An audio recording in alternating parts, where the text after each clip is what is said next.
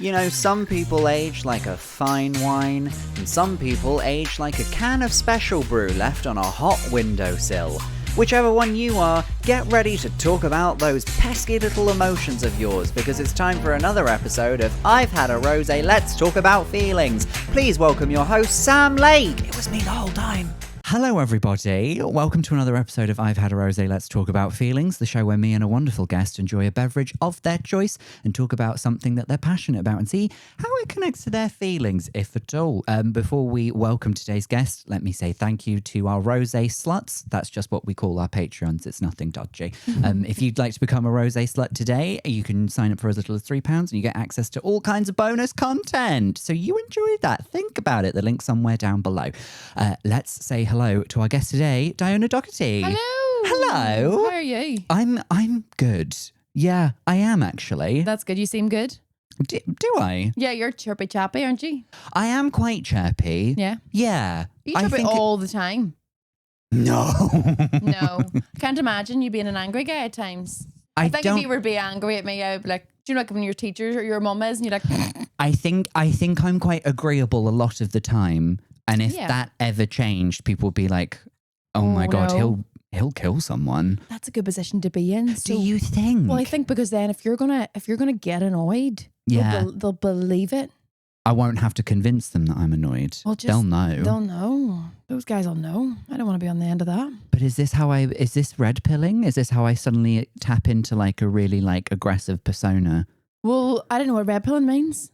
You know, when men sort of like get indoctrinated on the internet because they watch like your Andrew Tates and stuff like that. That's called red pilling? I believe so. Oh, I hate the internet. I never know the things. Well, because from the Matrix, you can take the red pill and expand your mind. Or you can take the blue pill and everything stays like wah, wah. And then, so they're taking the red pill and seeing the world for what it is. Okay. Yeah. Then yes. I think is the answer. All right, then. That is what this podcast is aiming to be. The next Joe Rogan, Andrew Tate. Yeah. You're here on tour in our fair city of Edinburgh. Yeah. I assume you must have been to Edinburgh before. Lots of times. Yes. I have. I did my show here last year. I've been to the Fringe. I met my husband in Edinburgh. Me too. You met my husband in Edinburgh? I did. Yes. This is actually an ambush. How did you meet him? Is he a performer as well? He's a comedian as well. He's also from back home. Oh. So we're both from Northern Ireland, but we met here like maybe 12 years ago. Yeah. At the Fringe, and on like the first night, really boring. Really, we did fall in love on the first night. Annoying. Yeah. But we fell in love and got married. No, we then got engaged back in Edinburgh. You got engaged here? Yeah, not on the sofa, but we did get engaged in Edinburgh. In Edinburgh? Yeah. Wait, is that too much detail? No, it's Where fine. in Edinburgh? So what happened was he told me, he was like, oh, and this is before I started comedy. I was stand-up. I was in a sketch group back then. Right. And who isn't? And we went, so he said to me, it was like October time or something. And he said, oh, I've booked a gig, a corporate at the Three Sisters. Oh. But I've told them you're my manager, so they're going to fly you as well. Oh. And I was like, we are big time. This is like maybe 10 years ago now. And I flew to Edinburgh and he says, oh, my gig isn't until, we didn't get into Edinburgh till maybe 9 p.m. And he was like, oh, my gig isn't until midnight. And I believed that, which is also a really like red flag for me. Okay. And he says, let's go back to where we had our first date, which was up Arthur's Seat. Sounds like an innuendo. So we walked up Arthur's Seat and that's where he proposed. At midnight? In the evening? Maybe about 10 or 11 o'clock at night. So it was dark and the stars were there. Right. And that's where they tend to be at night time in the sky. And then he was like, so after we got engaged, I was like, oh shit, we got to go to the gig. The gig was real? He'd made up the gig, but I believed about the gig. No. So so we got engaged that night and that was in Edinburgh. That sounds nice. Yeah, we just thought this is the place we have to get engaged because it's the place where we like properly fell in love. Yeah. My husband proposed to me in the Meadows. In Edinburgh? Yeah. Oh, lovely. Yeah. We got me a mug that says, will you marry me on the bottom of it. Why on the bottom? What a great question. David, Because if you're watching, what the fuck? Did he take a drink of it and then you seen it on the bottom? He didn't fill it with liquid first. So he took a drink out of an empty It was cup. like, here's a gift That is for an you. analogy for his role as a husband. He wasn't. He drinks from an empty cup. He wasn't drinking it and then waiting for me to notice and being like, "Oh, you're thirsty today." I know, yeah. He gave me the mug as a gift, and then I initially thought the mug was a bit rubbish, and then he was like, "Look on the bottom of it." What was on the rest of the mug? My name. So hold on, you're holding this mug and your name's written on it. Yeah. And like, why would you ever look at the bottom? Oh, this one has stuff on the bottom too. Yeah, it says I'm on horse and I like butter. It would take a while to explain. Okay. Is it supposed to be funny? No, actually, it's the end of a joke that's not been written yet. Okay. Yeah. It'll be funny later if we ever get round to There's it. an awful lot of writing in the bottom of mugs for you. There's a lot of sort of like mystery, sort of like Easter eggs around the studio. Right. Have fun looking for them. Oh my God, I love that. But anyway, go back to telling me why my engagement was terrible. Yeah. Yeah, so he drank from the cup and he didn't. He gave you the Just cup gave as it a to me present. as a gift. Yeah. And were you expecting the proposal? I don't think so. I had thought that I would propose to him like a little bit later because I still lived in London. Okay. So I was up at the Fringe just to see stuff, and it's our anniversary during the Fringe of when we met. So that's when we did it. And so he's a performer too? God, no. No, he's just from here. He's from Ayrshire. Okay, yeah. I was actually there not that long ago. Really? I took my children to Ayrshire over Easter. It's got a lovely beach. Lot of sheep. Yes. Jesus Christ, I've never seen somewhere coming down with sheep more in my life than that place. Yeah. Fucking hell. I come from Ireland and I was like, what is with all the sheep? The people are always asleep. Every single, yeah. Yeah. They're knackered just going to them. God, there's another one. Oh. Every field is flooded with them. I don't think there's need to have that. Why is it? Maybe it's a big sort of like wool industry. A lot of jumpers. Or wait, do you eat sheep? Are sheep and lamb the same mutton thing? the sheep? Mutton dressed as lamb? Is mutton As a mutton a mommy sheep? I think. What? I'm not from here. I don't know. No, you're from Earth. You should know that a lamb is a baby sheep. Is it? Holy I don't think I knew shit. that. What? It's never come up before. Yes, it has. In primary school. I've never asked a sheep for its ID. I never needed to verify its age. No, but it's not going to tell you its species. Like, I mean, do you remember Old MacDonald? I don't want to talk about him. Let's go through other animals and see if you know what they are as babies. What is a baby horse called? Pony. A fool! What? A pony's a different animal. Am I thick? What is a baby pig called? Piglet. Good for you. You've seen Babe. What other animals are there?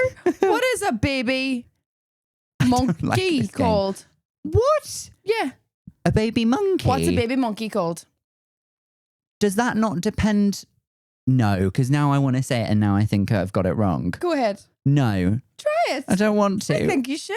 A baby monkey. What's it called? A monklet. No, I don't think it's called that. No, I made that It's up. just called whatever its mum named it because they're just all monkeys. They're just monkeys. Can't believe you didn't know that about the lamb. I really don't think I did. Well, listen. The only thing I know about lamb is if you eat too much of it, you get gout. That's also not true. Yes, it is. It's red meat. You need to stay away from with No, gout. it's like anything that's like, sort of like very like a rich Woolen? meat. Okay, yes. I'll ring my ma. She's got gout. I'll ring her right now. Call up your gout. My gout-ridden ma. Now ask her how she got it. Yeah. I think it was diabetes, to be fair. Oh, okay. It's going around. Yeah, that's catching. Well, this is a rough start to the episode for me. Should we talk about your drink? Yeah. You've chosen a Pepsi Max. Mm-hmm. We've had a Pepsi Max Cherry. Who Yeah. chose that? Do you know? Ed Gamble. Okay. Yeah. Pepsi Max is I drink Pepsi Max every day. This is my second today because I'm crazy. There's no judgment I have here. it every day. Have a third. I think it started for me. No, I will start talking some mad shit then if I have it there.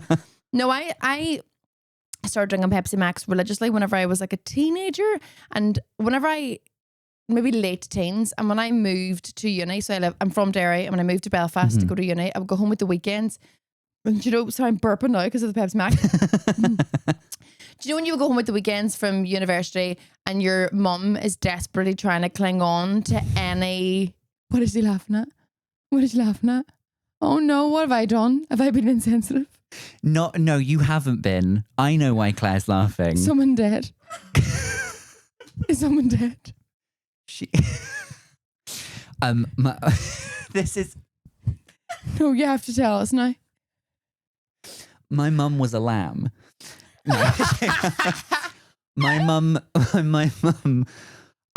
last year I did a show about how my mum passed away when I was 18. Yes. She died in my first year of university. That's why Wow. Claire's laughing. Because you just went, yeah, how your mum, and the first thing that Claire thought was just Wow. like, not everybody. So the exact time frame that I'm talking about when my mum was desperately trying to be so kind to her child who would come back at home, you were grieving yours. And I am so sorry. I'm over it now. Yes, you should be. Yeah. You'll get another one.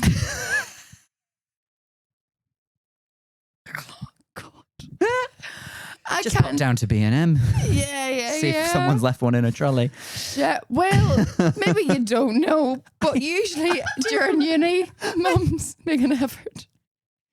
She was there for a bit. Okay. I did come home for a weekend and she was still there. Okay. And we'll see. Okay, well then you've got that weekend for a reference. Yeah. There were a few weekends. Yeah. So at uni, when I would go home the weekends, my mum would be like, desperately trying to still do the mum thing of like like mother you. So she'd like get all the nice things that I liked, and like she would put extra detergent in your washing to make it smell really nice. Yeah, because she didn't think you'd be doing it correctly yourself. Exactly. Yeah. But also I remember saying to my brother, I thought, geez, our washing like smells really nice. I could never get it to smell like that in my student house. And he was like, no, but he was like, well, you don't realise that whenever my mum, my dolls are washing at the weekends, she puts loads of extra conditioner and loads of stuff in. She's like trying to treat us. Yeah. I was like, no, not whenever we were living there. Our stuff smelled like shit. But whenever. So anyway, she would get me in like a crate of Pepsi Max, like say 36 of them, and I would go through them Friday to Sunday. Yeah. And then go back to uni then. And I just remember, like, I think she gave me diabetes. I think it's her fault. The thing I like about Pepsi Max, it's sugar free, but it has got aspartame in it, so I probably will get Alzheimer's. And then it's got who the fuck's got Alzheimer's in your family now? My granddad. So does mine. That's okay. They all do. Yeah. Older, it's expected. They all do. That's fine. That was less likely to come up. Yeah. Yeah. And also, they all have it. And he was Spanish as well. So we like forgot how to speak Spanish. yeah. Yeah. Just sounded like he was from Blackpool. Yeah. So that's why, and I still drink Pepsi Max now, and I also would have never liked Coca-Cola and wouldn't drink it now anyway for obvious reasons. No, so you're brand loyal. It's got to be Pepsi. Always Pepsi. If they come over to you and you ask for a Pepsi and you're like, is Coke okay? No, it's I not. would have, but not now, Right, okay. because we're not supposed to drink Coke now, just because they're bad guys. Oh, are they on? Is that a boycotty thing? Yeah. Is it? Well, yeah. I think that one slipped by me. Well, okay, well now I know. That's no, good. you know, yeah. Now I know. Yeah, we're supposed to boycott. We're supposed to boycott them guys. Fair enough. And actually, I saw this this fun fact one time where, do you know, like a vending machine that would be full of Pepsi Max and a vending machine full of Coca-Cola beside each other. They do that on purpose. You would think that would be like hit either of their sales. Yeah. So there's been a study done. If a vending machine with one type of drinks in, like say Pepsi Max, and someone walks past it, they'll go, do I want a drink or not? And then they'll decide to have a drink or not. So you've got a 50% chance of them getting the Pepsi Max. Right. But if there's a Pepsi Max vending machine and a Coke vending machine, their psyche changes to which one of those will I have? Oh, so it eliminates the mystery if they're actually going to have a drink. Yes. They'll have one. No, they'll have one and they'll have one of those. So it actually doesn't affect their sales if they're beside each other, and a lot of the time it can help. Really? It's the human brain's stupid. Is that like if a McDonald's and a Burger King are next to each It other? must be. I don't think they mind. Maybe it's the same thing. I guess not. Well, Burger King's I never stopped to think about that kind of stuff. No, I know. Now you do. But then you didn't know about the lamb thing. I don't know how often you are stopping to think. I actually do walk into traffic by mistake sometimes. Yes. Yeah. That's the problem. Yeah. Now we know a lot why. about myself. Yeah, just thinking about animals incorrectly. Yeah, just on your way to get a Pepsi Max. On my way to get a Pepsi Max. How do you feel when you have like your first sip of a Pepsi Max My of the day? husband actually slags me off for this. He says he feels like the inside of my body is like every wee cell is just like fucking partying. Like I take my first sip and my whole body's just going like, Your mitochondria are just fucking going off. Yeah, I absolutely love it. And I feel like I even crave it in my throat. Like when I be like, I need a drink, and I feel like as soon as like the fizziness hits my throat, I'd be like, oh yes. Do you have it first thing in the morning? No. No, you'd have a water or a tea or a coffee. I wouldn't be opposed to it, but I also know that's just like hydrate first. You know, I have water and coffee. Yeah. Which cancel each other out. So they do. Coffee does dehydrate you. There's no hydrating happening there. No. But I would definitely, by lunchtime, I usually have a Pepsi Max, and I really look forward to it. Do you actually feel like you get energy from it, even though there's no sugar and stuff in it? I wouldn't say it gives me like a sugar rush, but it definitely, I would say, I have an extremely sweet tooth as well. Same. Like I eat sweets every single day. Yeah. I think the reason behind that is because my mom actually is diabetic. And so all of the sweets were hidden whenever we were growing up. Like we didn't have any in the house, and we didn't have any fizzy drinks. Oh, so now you're just like making up for lost time. So when I went to uni, sorry for going back to that. No, I finished uni. Okay. Uni was fine. It's okay. Yeah. Well, when I went to uni, when I got people were just like, yeah, let's go get blocked. And I was like, let's buy Haribo. Like I was like, do you know what I mean? Because I was like, I have my own money now. I don't live in the house. No one's like policing my sugar intake. It was great. But so I have had such a sugar addiction since I was 18 because it was withheld so much when I was growing up. And so now you're just, has it mellowed out as you got older? Got worse? Worse. You're just like progressing more and more and more into sugar highs. There are days where I'm like, do you ever have a day? What age are you, Sam? I'm 33. Okay, well, I'm 36. And do you ever have a day where you're like, oh my God, I am an adult and no one can stop me doing what I want. You know, and then like I could eat as many sweets as I want right now. If you really wanted to, yes. Do you know what I mean? There are 46 mini Milky Bars in my cupboard right now. Oh, wow. That is partly because of my husband as well, because we've discovered they're only like 80 calories. Are they Lidl ones or are they like actual Milky Bar? Proper Milky Bar. I was thinking Milky Way there because they do like the wee Lidl off-brand Milky. What did I say? I meant Milky Way. You said Milky Bar, that's the white chocolate. I'm a dumb, stupid bitch. You really are? Yeah. And you've been here for 33 years? Yeah, apparently. Learned nothing. I could have got that wrong as well. No, I meant a Milky Way. Yes, and but this is, my husband once said to me, he used to work in a care home, and he says the women who worked in there were just always on a diet, but they would like eat the mini bars. Yeah. But they would eat like 6 of them. And they'd be like, it's so easy, like 80 calories each. And he was like, but you could have had like 3 big ones for that. Sometimes eating the smaller one a lot of times is more fun than eating one big one. Of course it is. And you never feel as bad about it. No, you don't. No.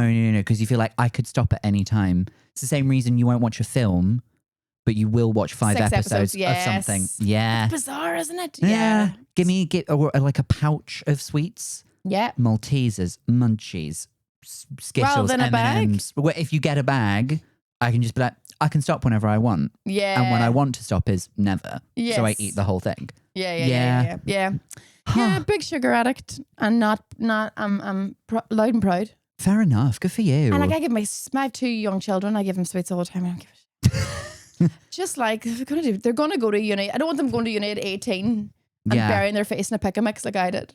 No, what? I want them to be exposed. It's exposure therapy. That's what it is. But what if they then, because they've already had all of the sugar at home, what if they move on to harder stuff? Yeah. I hadn't thought about that, and I need to make a phone call after this to a dealer to get them to give them cocaine. Yeah. Exposure therapy early to that. Maybe that's. But then what would they go for if they get the drugs now? Probably huffing petrol. Would that be a step up from actual drugs? I think so, because like you have to go and like buy petrol from the pump and just like. Okay. Yeah. It's the thrill of trying to get it. It's the thrill of the seeking of the high. Yeah. Okay. Yeah. I gotta rethink how I'm raising these kids. As long as they don't turn up like me, you're fine. If they know the difference, if they know a lamb and a sheep, good for them. They do already at 1 and 4. So we're very proud of them. We're very proud of them. You won't believe this, but at uni, my degree was in computer science.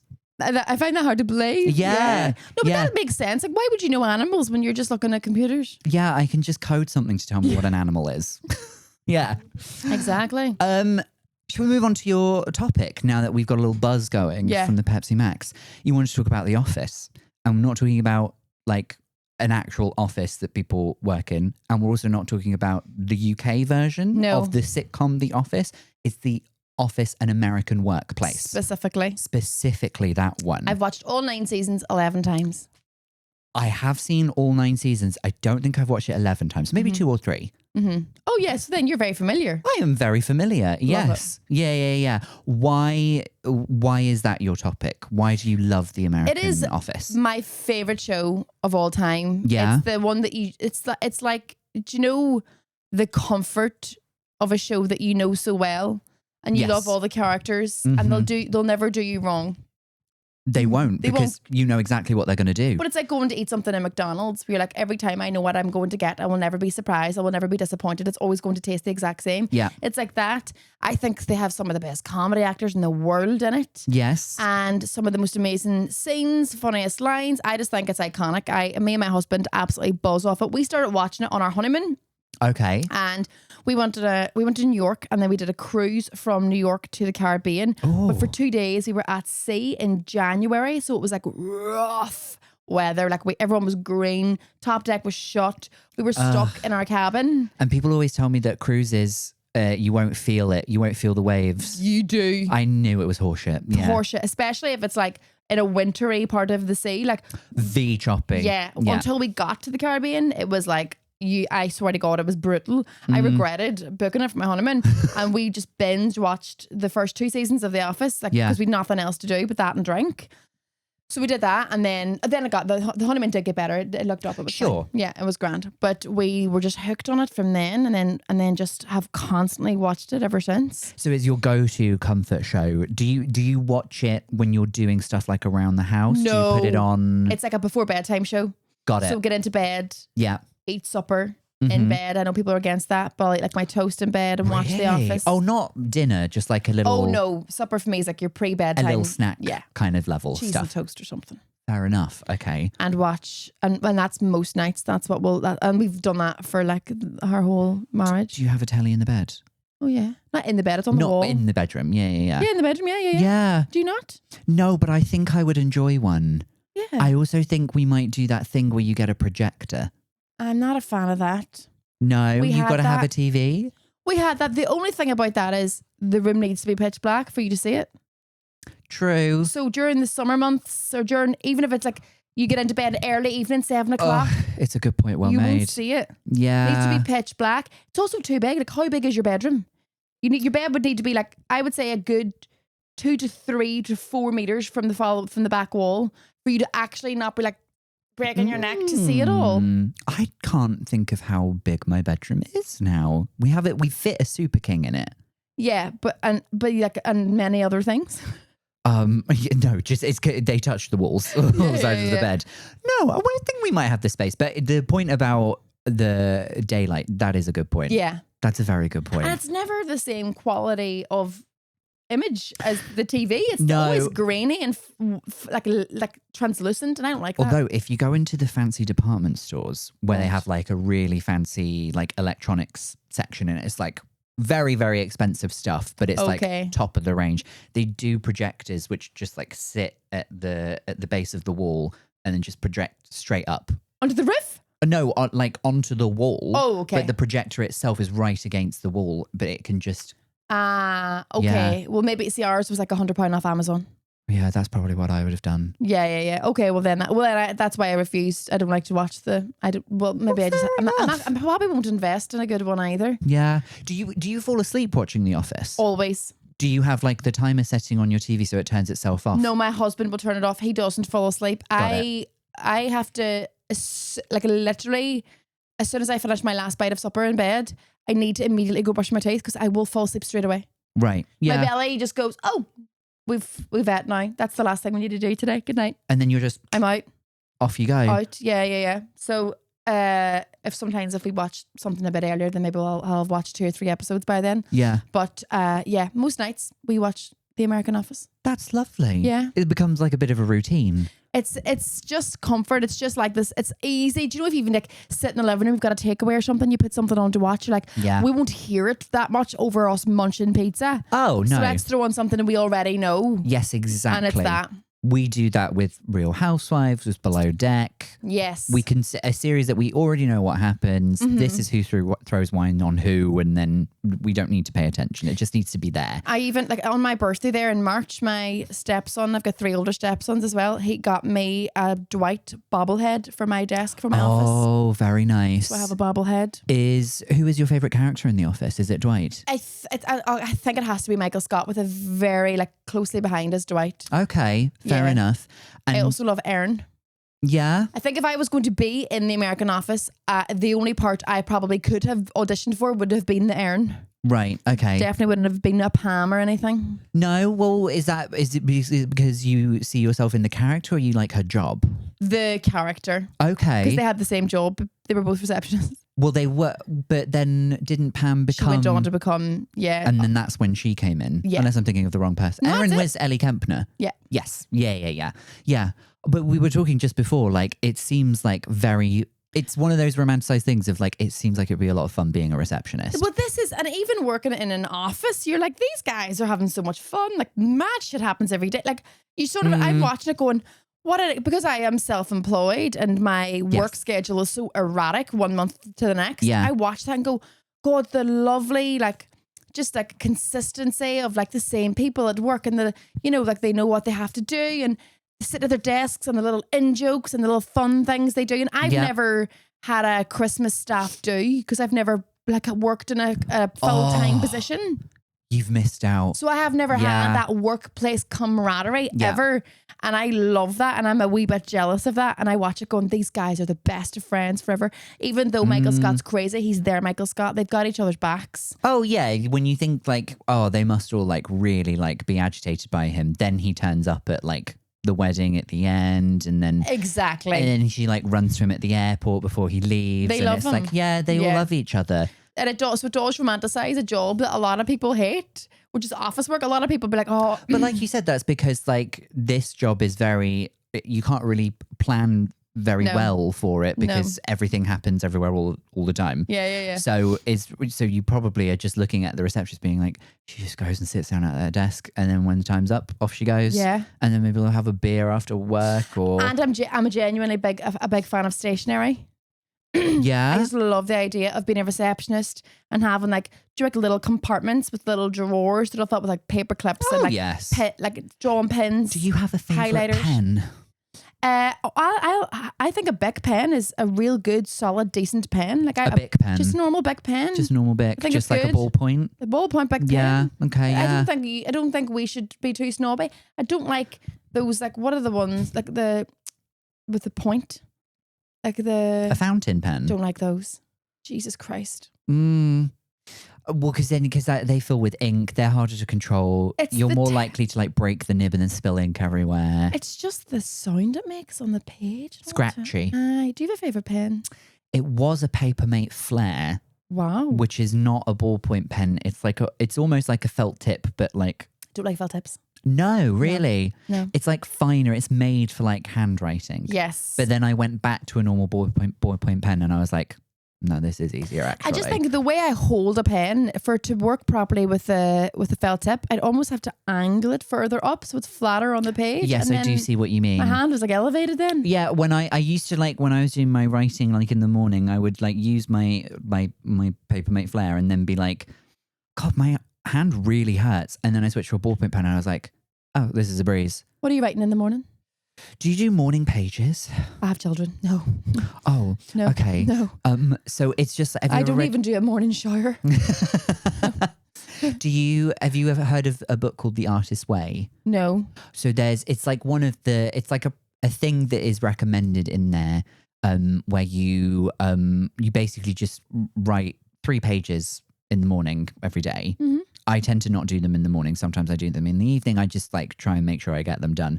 It doesn't have to be about anything in particular. It could just be like, I've just woken up. I'm going to eat a piece of toast. Yeah. I'm going to put butter on that toast. But you just have to do it for 3 pages and not stop. You just keep writing Like and it's writing. just a stream of consciousness. Almost, yeah. And then the idea is that like if you do it in the morning, then your brain has kind of tricked itself into going like, I already started writing this morning, so it's going to subconsciously still think of stuff during the day, and then you might have an instinct later to go like, I should go write that down. Actually, let me just like go and like work out so it this bit. encourages you to write more. It's supposed to be like a good practice, yeah. Okay. There's some other stuff in the book where it's just like you're supposed to take yourself on like a date. You're supposed to go and do like a creative thing, like go to a pottery class or like do something that's creative but not what you are trying to be a professional in. I know someone who, before she starts writing, she's a writer obviously, she just writes one haiku.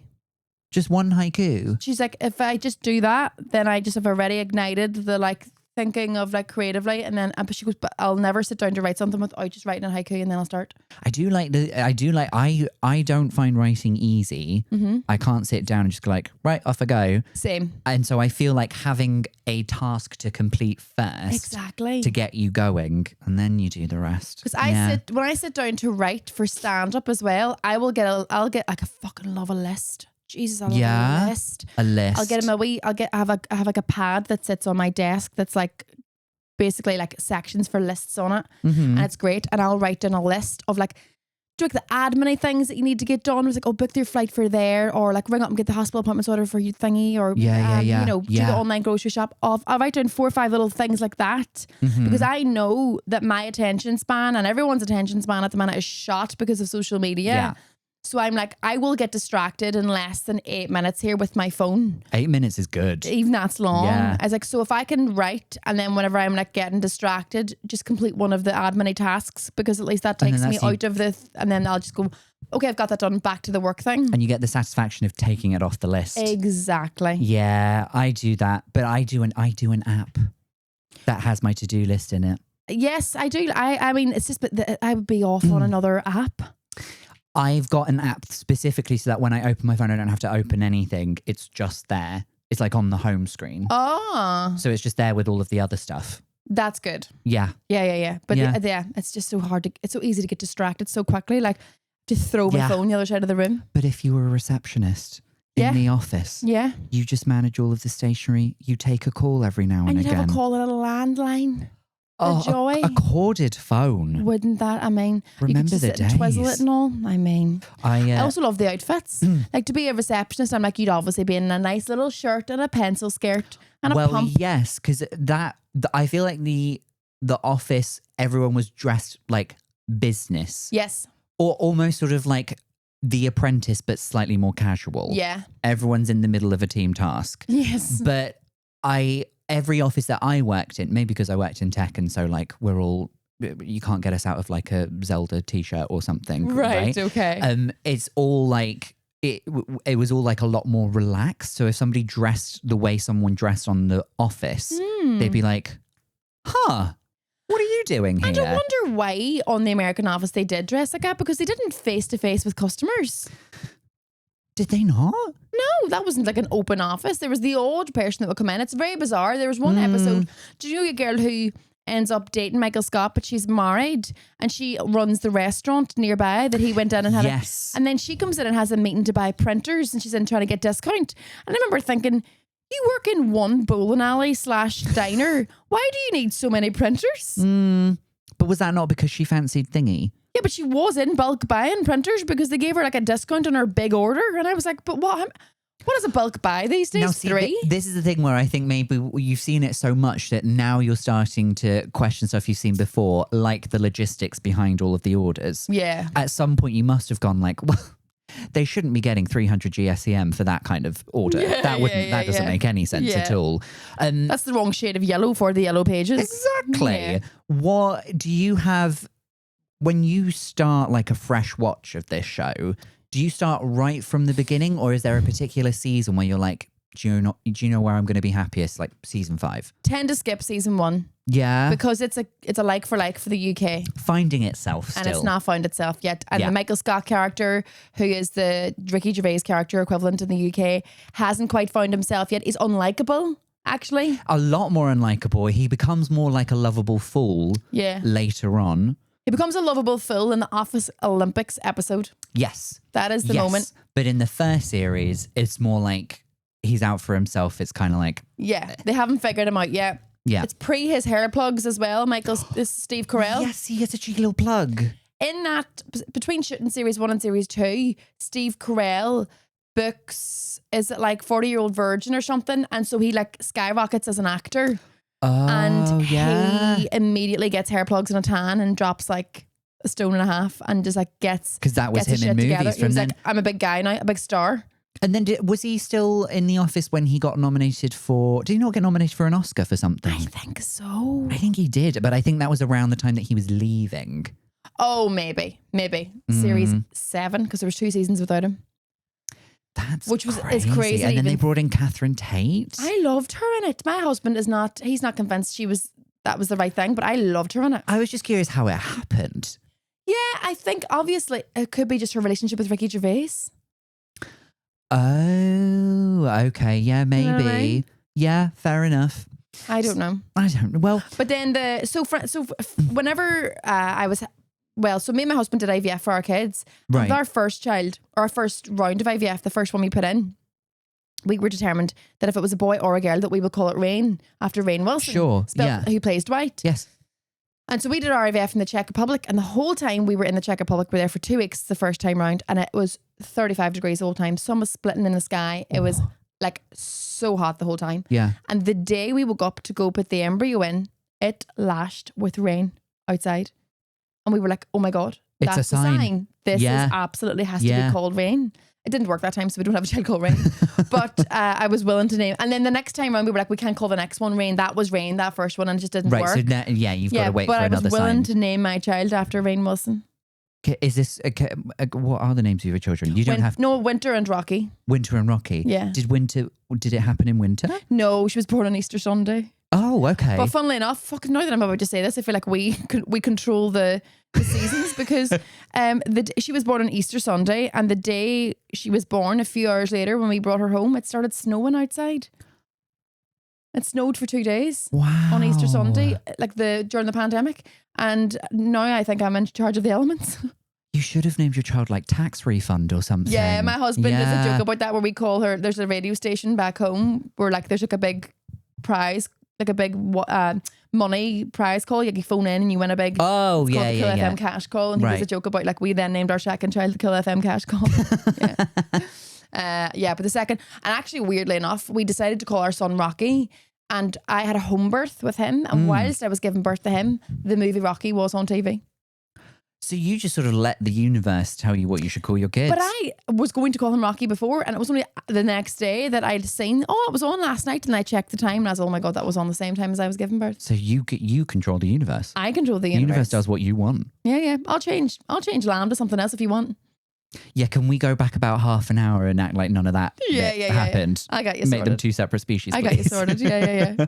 Do you have a favourite episode of The Office, just to sort of wrap us up I here? think I have a few different favourite bits. There's do you know they do they do like cold The openings? cold opens, yeah. My favourite cold opening is the fire drill. Yes. Yeah. It's chaos. Yeah, It's yeah. amazing. So Dwight like pretends that he like sets off the fire alarm to see if everyone's prepared enough because he's fire sergeant. Fire marshal. Fire marshal, yeah. And it's chaos. Angela like chucks her cat under the ceiling. What else happens? Stanley takes a heart attack, I think. Yes, yeah. Doesn't someone else go up in the ceiling as well? Somebody else goes up there, and then the cat, and then she throws. Oscar goes up, and then she throws the cat up to Oscar. That's it. And, the cat And then comes back down. don't they go to the handle and something happens with the handle? The handle's like too hot or something. It's broken, I think. He's off. broken it He's off. broken it Yeah, off. yeah. It's That is a amazing good one. cold opening. It's really good. My favorite part of an episode, because I think it's too hard to say for a full episode, is when Steve Carell, Michael Scott does Prison Mike. Yes. So they've got new colleagues who have joined the office, and one of them is there on some sort of ex-convict program. Yeah. You know, and he's a really good guy. Happened to be in jail before for committing fraud he didn't know he had committed in his previous job. And Michael Scott's really jealous that because he's talking about prison. He's it's, we had like rec time every day. We got to go outside for an hour. We had a TV in our room, and everyone was like, oh my God, you got to go outside for an hour. You had a TV in your. Everyone was like jealous of his prison life. Yeah. So then Michael Scott comes in and does Prison Mike, and my favorite bit was he's like, it was all the hardest thing about jail was the Dementors. We said about the Dementors are Yeah. coming, and then the best, I think one of the best lines ever in the entire 9 seasons is when he's being prison Mike, and he's like, "Yeah, and I never got caught neither." And you're like, well, "How did you end up in jail?" Like it's so It's a good bit. I think it's funny that you're thinking of like your favorite bits because it is Yeah. almost like the show is made up of almost like sketches, but not quite. It's sketches that all can be linked together into one story. Yeah. Like a long form thing, maybe, Yeah. I guess, or something. But it's maybe that's how it's written. I don't know. Well, that's how they tend to write it. So in the writer's room, they go like, let's think of like lots of little funny bits and then let's stitch them together on an ABC storyline. And I feel like in America, like people who do comedy tend to come from more of like an improv sketch kind of background rather than come at it as we do here. I think more from like just like stand up and stuff like that, or just getting straight into writing. Like they have that kind of background. They tend to do big writers' rooms where there's like 8 to 10 writers working on a show together collectively, and you get the best fucking creative juices out of that. Whereas here, that's starting to be more of a thing, but not wasn't until about 5 years ago. Nobody was doing that. Yeah. We could carry on talking about The Office. Yeah, we could. But we're getting to the end of the episode. Okay. So it's time for the last little segment. Mm-hmm. Yeah. Let's lubricate. Yeah. Sorry, yeah. Yeah. No, genuinely, you are allowed to do that. You're allowed to do whatever you want. Yeah, I think you can so. leave if you want to. This is what we call quick fire feelings. Mm-hmm. So I've got 5 random things and I'm going to say them to you and I just want you to tell me how they make you feel. In one word or more? You can use as many words as you like. Okay. So go with whatever your heart says. Mm-hmm. But then you control the universe. So also do whatever you like. Of course. Yeah. How do you feel about dark chocolate? Up until about a year ago, I'd have said, go fuck yourself. Oh. But I started a regime about a year ago of like going to the gym and trying to get back in shape after having my kids. And dark chocolate, I actually really respect it right now. Okay. And I actually go for like 98% cocoa, like proper That is dark. extreme. And I actually think it's delicious with sorbet because I'm fancy. You put wait, hang on. You put it on sorbet. So I'll get like 2 scoops of raspberry sorbet. Yeah. And I'll get 2 squares of dark chocolate and I'll squeeze, I'll just pop them on top. Yeah. A couple of blueberries and raspberries and stuff. That is delicious. I feel like I'm at a health retreat. Well, that's where we got the idea because my husband and I went for a couples massage one time and they gave us that afterwards as a little refreshing treat. And I was like, we're doing I've this had at the home. exact same thing. Yeah. Yeah. Usually in like a little bamboo bowl or something. It was just in a cup. Okay. Yeah. But it was delightful. Yeah. Recreate it. And not a fruit that I could like taste. Oh, yeah, exactly. Yeah. It was like, it felt like a treat. It tastes like a fruit, but I couldn't tell you which one. It tastes like all the fruit. Yeah, okay. They're normally like berries, I think, for antioxidants, but yeah. Yes, that would make sense. And it would match the colour as well. Yeah. How do you feel about a shipping container that's been turned into a cafe or a shop or something? Well, I would love to build a house out of shipping containers. My husband and I talk about it all the time. Modular housing. Yeah. I drove past one of these up a mountain one time and it was so modern and so cool. It had about 10 of these units. Yeah. And I was staying in an Airbnb about a mile down the road and the owner of the Airbnb, I went, how cool was that house up there? And she went, I know who lives in that. I was like, oh, very good. 10 minutes later, she comes back knocking on my door and she went, go on up. I rang them and says that you're going to come up and visit. They're in the middle of their dinner, but they don't mind letting you come in and give them a tour. And I was like, no, that's weird. And I then felt like I had to because she'd done me a favour. Well, yeah. So I had to bring my husband and my 2 tiny children up to this person's house. This is a family, 3 kids and the mum and dad eating their dinner. They just opened their door and gave us a tour of their modular house. And it was so cool. And where did you say this was? Oh, in Ireland, like in Dromore in Ireland. Is it quite like remote? Are there any other people around? In the mountainside. There was nobody else around. So they were probably just desperate for human contact. Yes. Yeah. That's probably all they wanted. Yeah. They kept us there for like 3 weeks as well. So we got out eventually. Oh, yeah. It was on the cusp of becoming I would love to build a house out of that. Yeah. So have a cafe and stuff in it, whatever. Yeah. Whatever, if that's what you want to do. But like a house of shipping containers you're Cool. into. I think it's cool. All right. How do you feel about a set of free breadsticks in a restaurant? Oh yeah. Because Yeah? I get really anxious after between the time of ordering and the time of arrival. It's a real time of anxiety. It's like whenever I pick up my takeaway, the drive home, is so difficult. I have to eat whilst I'm driving home. You need thinking about dinner snack. Yeah, so I'll have like the prawn crackers on the way home, or my kids' chips out of their Happy Meal, because they'll not finish the whole Happy Meal. So I have half their Happy Meal eaten by the time they get home. And so I would appreciate a breadstick on the table, because that would keep me occupied till my food comes. Fair enough. How do you feel about phone biometrics? So like your fingerprint, your face ID, whatever. I've been offended a few times by that on my banking app, when it asks for my face and refuses to believe that's what my face is now. Oh, do you have Face ID on your banking apps as well? I've had no choice. That's what they want. Oh, it just sets it up for you. But it's just like, you're not getting in unless you show us your face. So I've done that, and then it's like, this isn't you, and I'm like, well, it is, but I've just woke up. Like had a drink last night. Like, I don't look my best. Do you know what I mean? Like, I'll go put mascara on if that makes you feel better, banking app. But this is what I am right now. Take me for what I am. Okay, fair enough. Yeah.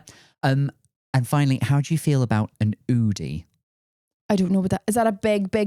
Do you know the big oversized hoodies that like are sort of like fluffy on the inside? Yes. And they've got very big sleeves and like a pocket here for like a remote. Indoors. Yes. I love that. Yeah. Mm-hmm. I was on, as I said, I was in Ayrshire a few weeks ago. Yes. With my three nieces were there. They're all teenage girls, and they all had those, because that's a very teenage girl thing to have. I do think I see them out and about more now. Okay. It's becoming the new house coat. I think so. Okay. Yeah. I'm happy with that as somebody who's chronically freezing all the time. Are you always cold? Always cold. I think I'm about to get gout. I'm just always cold. How's your circulation? Awful. Yeah. My hands, my fingertips, my feet, and my nose, it goes absolutely freezing. Do you have Raynaud's? You know, if it gets cold. Is it the condition? No, my friend has that. I don't have that. Oh, okay. That's Jealous. what I have that. Do you? Yes, I do. Yeah. No. So in these warmer months, are like, oh, lovely. I can feel all my fingertips. Oh, that's nice. Yeah. At least that's good. There's a name for that. No, I'm just cold. You're just cold. Mm-hmm. Just chilly. Freezy girl. And so I have like a electric blanket at home that only turns on my side of the bed and doesn't turn on my husband. He has the option to turn it on, like in the winter, but I'll have mine on. Like, yes, yeah. All summer, you know. Well, I think in Sweden or somewhere Scandi or Nordic, they do 2 separate duvets on the same bed. Oh, that's smart. Yeah. Yeah. So you can both control yourself. Yeah, that's a good idea. Actually, Yeah. I would just be annoyed if it came off my skin. Like if I had to end up with a leg out. Right. You're less likely to end up with a leg out if you're sharing a double. Oh, I see what you mean. You know what I mean? Yeah. There we enough. are. There we are. That's insightful, isn't it? I think we've learnt a lot today, especially me. Thank you for doing the pod. Have you had a nice time? I've had a lovely time. Thanks for having me. I think we've learned enough. That's good. Yeah, we've learned enough now. Is there anything you would like to plug for our listeners and the people watching? I suppose I'm at the Edinburgh Fringe this August. Yes. In Monkey Barrel, my show Get Your Pink Back. Delightful. And I also have my own podcast called The Girls Group Chat Podcast with 3 other Northern Irish women who control the elements. We are wind, fire, rain, and earth. No, is that Earth, wind, fire, and rain? Water? Yeah. I should learn what we are before I try and vlog it. Just a couple of girls in STEM today. Lovely. Definitely go check that out. I'll also be at the Fringe at Monkey Barrel as well with my show You're Joking, Not Another One. So that will be a laugh. What time is your show? 10 to 3 in the afternoon. I'm at 1:35. Oh, wow. Come see me, then go see her. What room are you in? Tron. What room am I in? Okay. Lovely room. I was there last year. And Cool. she's great. Yeah. Love that. Lovely. Right. Well, we will see you again for another episode of I've Had a Rosé next week. Bye, everyone. Bye, everyone.